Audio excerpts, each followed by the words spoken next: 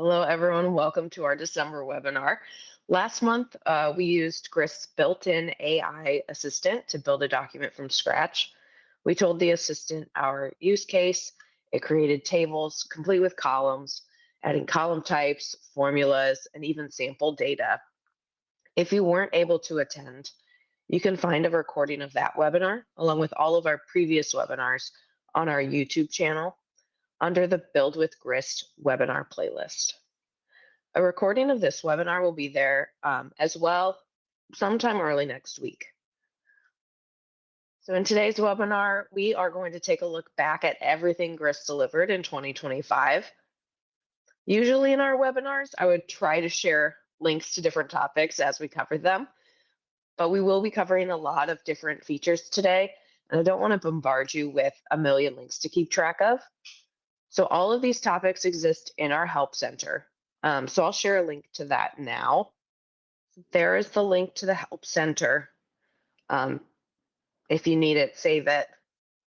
Anything you see today, you can use that search bar in the upper right-hand corner to search for articles about the features we cover today. So to start, let's actually cover some of the bigger features that landed in 2025. First, we have external attachments. If you use attachment columns in any of your documents, this is a good one to know about. Previously, all attachments were stored within the document. If you had a ton of attachments, this could impact your document performance. Now you have the ability to store attachments externally, meaning outside of the document. Grist is still storing the attachments for you, just again, separate from the document. And this allows for more files to be attached without impacting your performance. So you can update how attachments are stored on an individual document.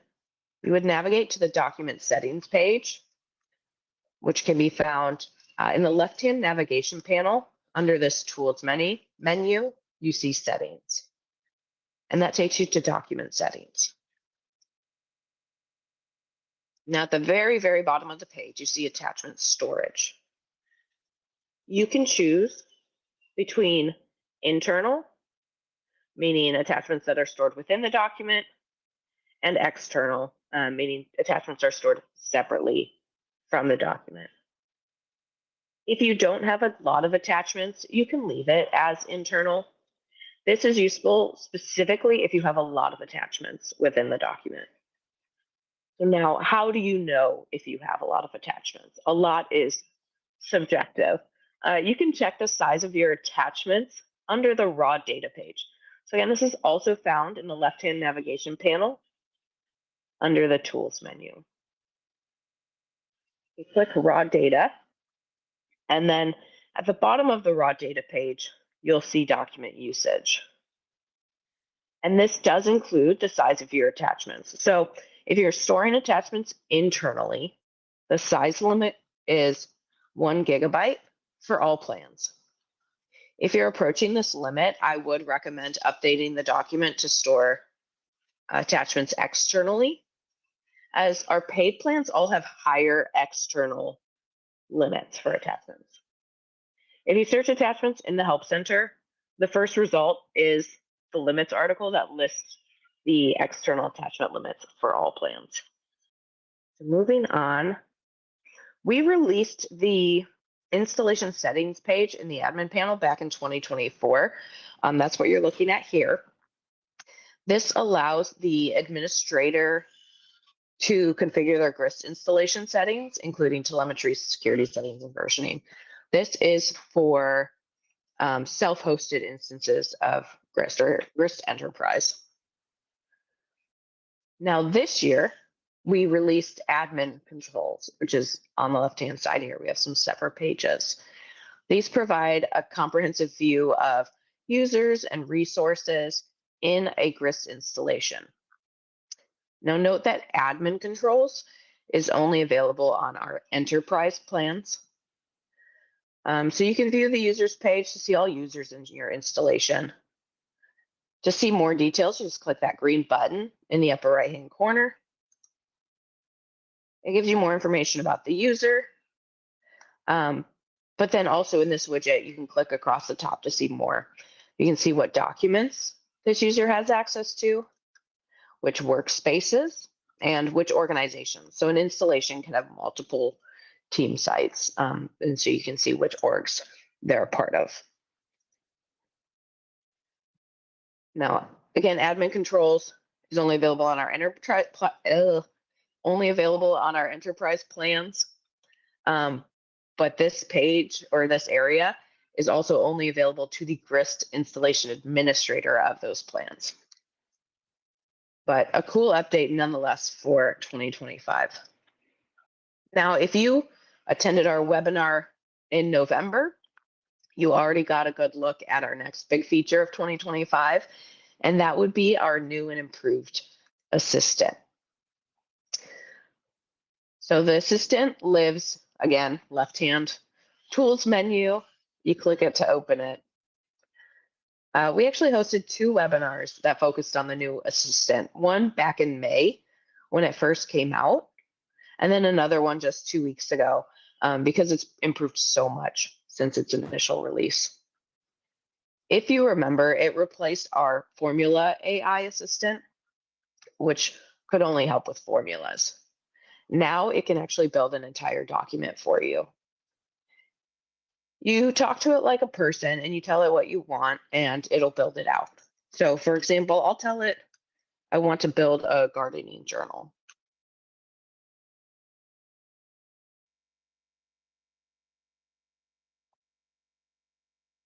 Okay, so it suggests a couple tables to get started, asks us that I want the assistant to create them for me. Yes. You can see it's already created them. It's made the columns, even set up reference columns. And then it's asking if you'd like a few example records to get started. We'll say yes. I definitely recommend having it add some sample data while you're building out your document so you can ensure things look good before entering in your own data. Now, if you want to see more, please check out the recording from November's webinar, and you can see how we build out an entire document just using the assistant. It's very powerful. Highly recommend playing with it, checking it out. Now, of the bigger features released, these next 2 are my favorite. I'm lumping them together because we released them together and they just make sense together. Comments and notifications. Now, admittedly, I've only actually used these in webinars. I haven't actually used them much in our day-to-day work, but they are really great. Starting with comments. Comments in Grist allow you to collaborate directly on your data by attaching notes to specific cells within data tables. And this makes it easy to ask questions, provide feedback, or share context right where the data lives. You can open the comments panel by clicking this little word bubble at the upper right.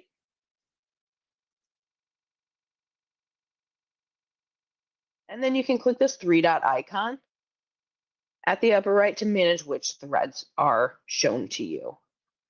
So if I only want to see my threads or only the current page or show all the resolved comments, I can modify those. Now to add a comment on a cell, you would just right-click on the cell and then this big menu pops up and you have the option to comment. Control-Alt-M is the Windows shortcut for commenting. If you're on a Mac and you right-click, you'll see the Mac shortcut. Now you can @mention other users, so you just type an @ and then you can find their name. And then you just comment. Now you can reply directly to another user's comment to keep it in the same cell thread. So we see that Nick responded to my comment about if we needed more options. You can see he's just responded to the other one there. And I can reply back to him. in the same thread. Now, this is only useful if you have some way to be notified if someone is leaving you a comment. And that's where the second new feature comes in, notifications. Notifications are managed on a per document basis under document settings. So once again, settings are under the tools menu in the left-hand side of the page. Close this panel. And we've got this little notifications panel. There are two settings for notifications. The first is for changes within the document. By default, this is set to off, but you can toggle this on, and then you'll be emailed anytime a change is made in the document. The second is specific for comments. By default, you'll be notified by email if someone mentions you by doing the little @ mention or replies to one of your comments. You can always update this setting to email you for all comments or none at all if you don't want any emails from a document. And again, it's on a per document basis. One thing to note with notifications versus the other settings on this page, notifications is user specific.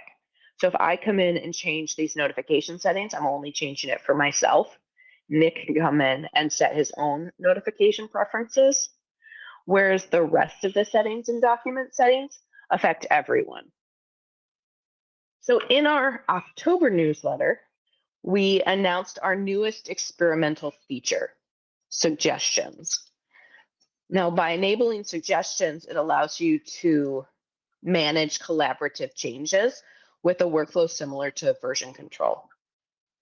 A user makes changes in a personal copy without modifying the original document and then submits these suggestions to be reviewed by the document owner. So we're going to continue with this little potluck example. We want to invite our friends to sign up to bring a dish.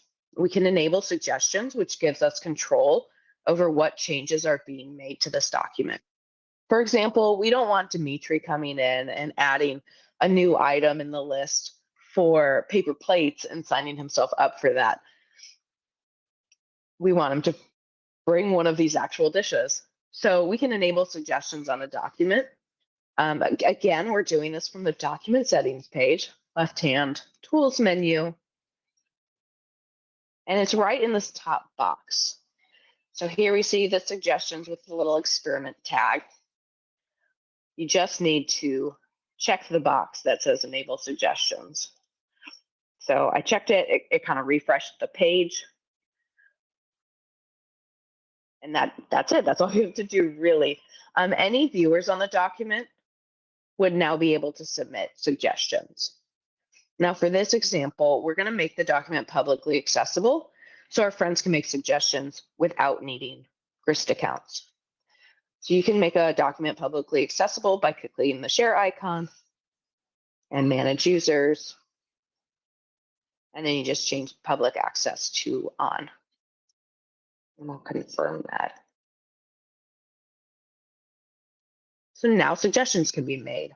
So I've added 2 suggestions. I put my name on a dish, and then I've entered some dietary preferences.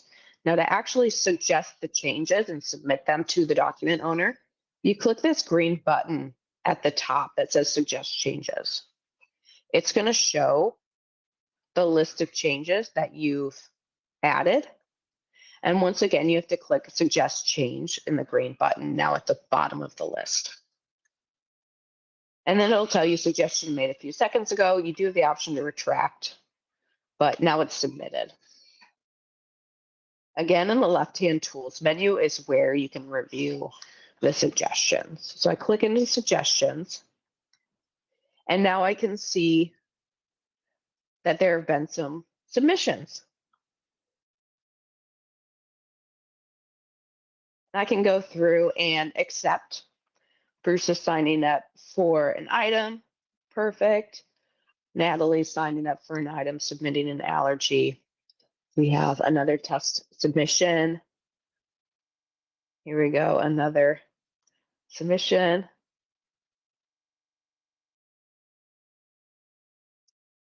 And sign up for some pizza bites. Delicious. I'll accept that too. And so now if I go back to my Potluck sign up, I can see that those submissions are in the list. So Bruce is bringing the dinner rolls. Natalie's bringing carrots.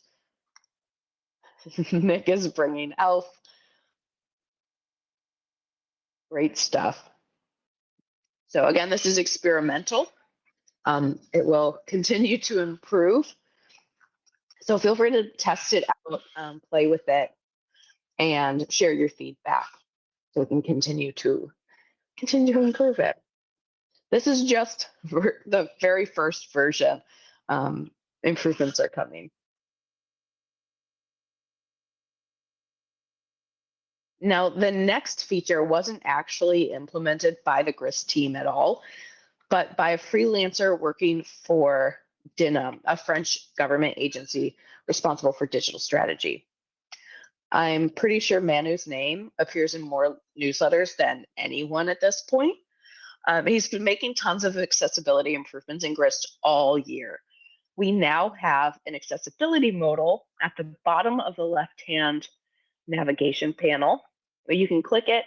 You can also use keyboard shortcut F4 to open this, and it shows off all the new accessibility features in Grist. All thanks to Manu. He's killing it. He's done a lot of work.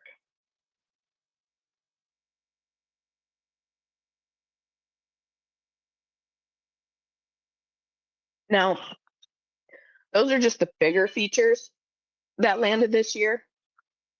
There were many smaller features that drastically improved Grist, but leave a smaller footprint. So we'll cover those now. The first one is on the Grist homepage. So there's a new document list where you can add colors and emojis to your documents.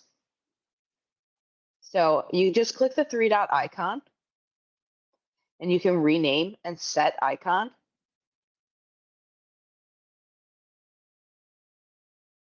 I can choose a color, and I can choose an icon.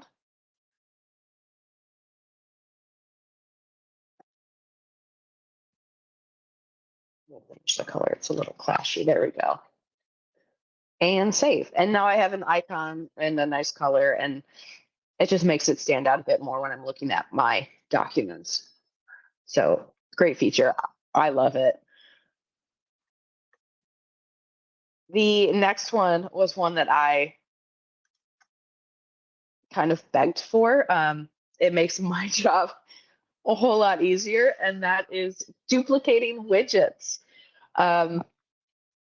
Let's say you have some dashboard and you've made these charts and you want the chart on another page, but you don't have to go through the work of actually redoing it. You can duplicate widgets. If you click the three-dot icon at the upper right of a widget, you now have this option to duplicate widget. You select what page you want it on. I'm going to create a new page and save. And now I have this new page with the same chart without having to do any work. If you wanted to change the chart slightly, you could very easily, but it saves you all those extra steps of building the chart. This is especially useful for cards. If you want a card view in multiple pages, that's essentially the same card just over and over. Setting that up is a pain. So now we have this duplicate widget. So again, three-dot icon, duplicate widget. Now the next small feature is experimental, and that is the Add New Record button. I think I had it here. There we go. It's this big green button at the bottom of the table. So you click it, it creates a new record for you, and you can start typing. Makes it a lot easier if you have a huge table, so where you don't have to scroll all the way down to the bottom or like do the right click, insert row. You just have this button that's always visible. Now you can test this out by adding a parameter to the end of your URL. So like this document doesn't have it yet. And so I can paste this parameter to the end of the URL. It's $experiment equals new record button. And then it's going to tell you this is an experimental feature. You can disable it later if needed. We'll go ahead and enable it. It does give you the link to disable it so that you know for the future. But we're going to go ahead and reload the page. Okay, there we go. And so now I've got the button on any table. You just click into the table and then you'll see the button. This is a summary table, and so it does not show because you can't add. It's summarizing data from an existing table. So cool, very cool feature. It just makes it easier to add new records. The next new feature is the ability to save page collapsed states. So right now these pages are just listed. None of them are nested. If you want to nest a page, you can hover over the page name. You see these two vertical bars. You just click and drag. If you just see a green bar, then it'll just move the page between other pages. But if you see the green box, then it will nest the page. So I just nested my chart under all responses. And so now I can collapse that tree of pages. Now before, if I refresh the page, it would just default to open without any option to save the collapsed state. Now, if you click the three-dot icon, you have these options below. So right now, the default is to set it to expand, but I can set the default to collapse. And now if I refresh the page, it stays collapsed. So if you nest a lot of pages and you don't want to see them, you can now save that state. A feature that has been asked for many, many times is a way to set default row height. So in the Creator panel, under Row Style, this is under the Table tab, you can now set the max row height. So auto just means it's going to set it to whatever. Let me see if I... So this is wrapped text in reason for score. So it shows all of the text and will just show me as many lines as I need to show all of that text. But with max row height, I can now set it so all of the rows are uniform. So let's say I want all the rows to be 2 characters high as a max. Now it shortens anything that was longer than that. So we see the 3 dots to know that there's more. Now, if you want all rows to be uniform and not just have a max, you can check the box. And then now even stuff without data or with just a short amount of data will still expand to 2 rows to give you a uniform look. Now, a fairly recent feature is user presence. So now you can see who is viewing the same document as you. Back on our Potluck document, we can see my other Grist account is viewing this page. We have Nick viewing this page, and then an anonymous user, just meaning a public person is accessing this document. One of you, likely, since we shared the link. And so now you can see who is on the same document. In our forms, we released a new option. And so now we have this hidden field and the accept value from URL, which just allows you to pre-fill variables via URL parameters. These mostly work in tandem. So for example, you can pre-fill certain values through a link and then hide those fields from user input, which is useful for surveys. Another new feature I love is our date helpers. if you've come to enough webinars, you see how often that we create summary tables grouped by month and year, and how you have to sit and figure out the formula for month and year. Well, now we have date helpers. So in this table, I do have this date time column submitted. And so if I want any of this information pulled out of this column, I can use these date helpers to do that. So I'm going to click this plus icon to open the Add Column menu. And if I scroll down into Shortcuts, I see Date Helpers. Now again, my only date column is submitted. But if you had multiple date or date time columns, they would all appear here. And then now you can tell it what information you want out of that date column.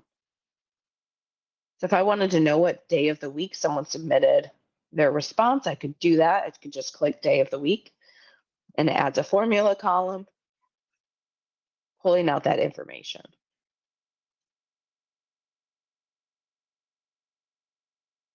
And so again, you can pull tons of different stuff using these date helpers. Just makes it a lot easier to work with dates and times.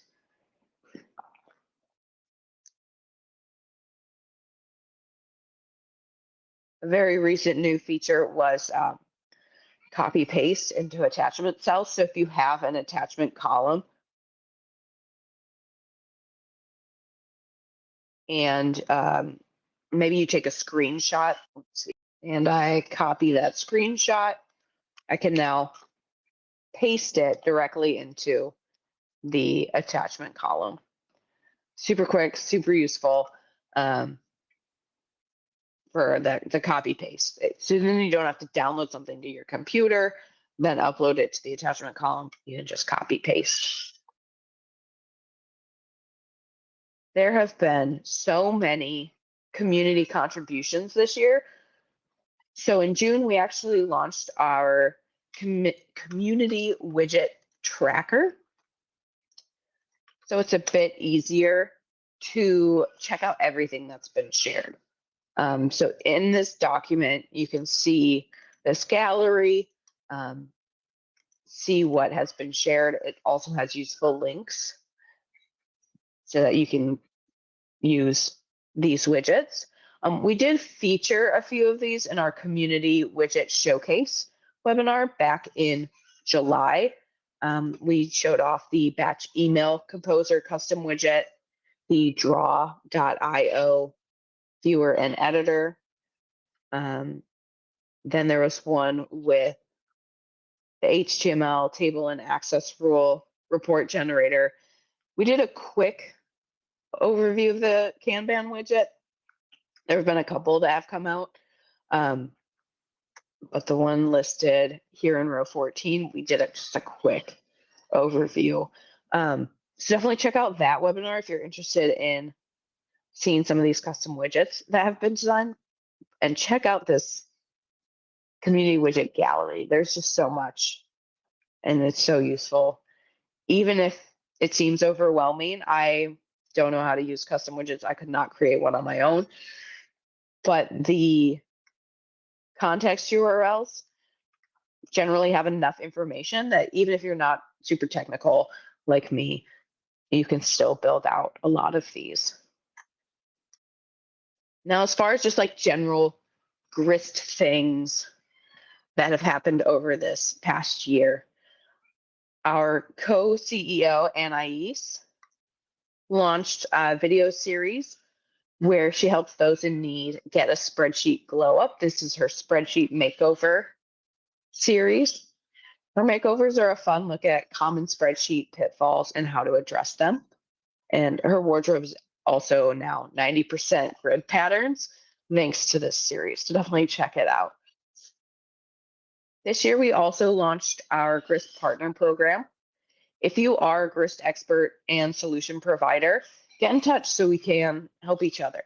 The program's still in its early stages, but as an example, one of our partners is Clever Cloud, which is a European provider of Grist hosting. We also launched Enterprise Lite, which makes Grist Enterprise free for qualifying self-hosters. How do you know if you qualify? Basically, if your organization has total finances less than 1 million per year. And if you're unsure, feel free to contact us. We're also now offering enterprise workshops, which are educational workshops aimed at organizations kicking off Grist deployments.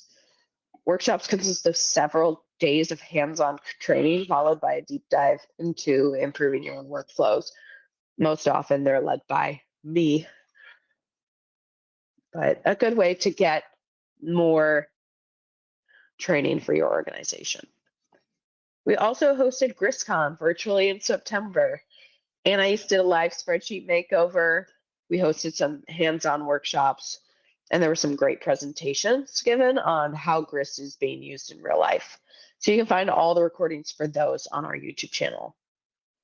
And then for our webinars, the most popular webinar this year was our Grist Secrets webinar.